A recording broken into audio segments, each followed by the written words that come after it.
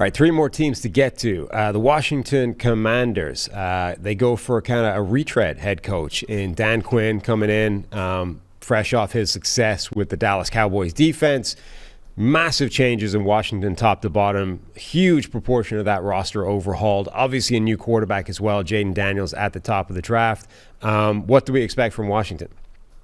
I expect, and I'll tell you what, I was kind of waiting to see if they would maybe still trade for Brandon Ayuk and see where that goes. But we're not sure if that's going to happen. But either way, I expect improvement. I think Dan Quinn can come in there and change things quick. And for me, this was a monster draft class. This was actually my favorite draft class in the whole league. When you talk about everything they brought in with Daniels, Johnny Newton, Mike Sainristil, Luke McCaffrey, Ben Sinnott, like there's just players all over the place who are really good college players. But for me, it's all about Daniels. There's probably nobody in our building that hypes up Jayden Daniels more than I do. And you look at last year, he had the first normal offseason of his entire college career. There was turmoil at Arizona State. There was COVID. There was transferring to LSU.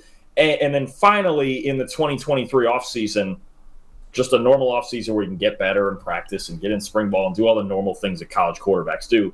And immediately he was the best offensive player in the country. And people think that this was, some one-year wonder breakout, like he was awful for 4 years. That was not the case. He was good at Arizona State, and everything fell apart around him. The first year at LSU, he needed about a month to get used to the SEC, and then he started teeing off. He's really, I look at him and I go, that could be, and down the line, an MVP caliber player. Because you talk about the dual threat and everything he brings with the speed and his feet. He added the big-time throws in last year in the Heisman campaign, and he has the best turnover-worthy play rate of any FBS quarterback we've recorded with at least 600 dropbacks in his career, since 10 years of doing this. So he, to me, is the full package. If Caleb wasn't sitting there, he would have been the number one pick pretty easily. I think you just look at the season he's coming off of, and everybody goes, well, why didn't he win? And they had 3 losses, and, their defense gave up 142 points in their 3 losses. So even their losses, he was scoring 40-plus, and he just couldn't overcome what was wrong with LSU's defense. But I think Jayden Daniels is something to really, really be excited about in Washington. I'm excited to watch him. I think he's spectacular. I think he's every bit as in the Rookie of the Year race as Caleb Williams or anybody else is. I really do. And this is not a bad group of weapons he's working with when you have Robinson, Eckler, McLaurin, Zach Ertz and Ben Sinnott at tight end, Jahan Dotson still finding his way. I could use one more weapon. I'll be honest with you, Sam. If they were to trade for Brandon Ayuk, I might pick him to get a wild card spot. I think they can turn this around that quick with Daniels and with Dan Quinn at the helm. Yeah, I find Washington a really difficult team to project forward because, number one, I don't think they were necessarily as bad as a 4-13 record last season. But number two, they changed so much. Like, new quarterback, just a massive turnover of that entire roster. They're in that weird division where things seem to change year to year. Like, no team has won that division 2 straight years for years now. They have such a broad range of outcomes, I think, because of just the sheer volume of change there.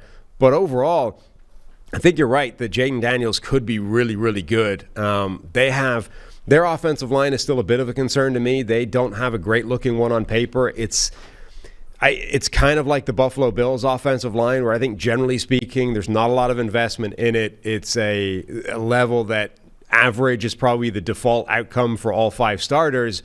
But there's also a world where you get the low end of those outcomes for all 5 guys, and now you have a problematic offensive line for a year. So that could potentially put a cap on how good they can be right away. But the group definitely looks like a unit that could make noise on both sides of the ball. And, okay, I don't think that they'll be where the Cowboys or the Eagles are, but I think this could be a close division and maybe tighter than people are expecting it to be.